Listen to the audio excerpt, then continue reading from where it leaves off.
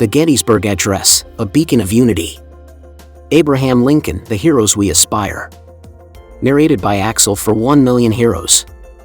In a small town named Gettysburg, amidst the ravages of the American Civil War, President Abraham Lincoln stood before a crowd gathered to dedicate a national cemetery. His words were few, but their impact immense. With his deep, resonant voice, he spoke of unity, liberty, and equality. The Gettysburg Address, as it would come to be known, became a beacon of hope and inspiration. In just a short speech, Lincoln reminded a divided nation of its shared values and the importance of preserving freedom for all. His words echoed through time, inspiring generations to stand up for justice and to never lose sight of the power of unity.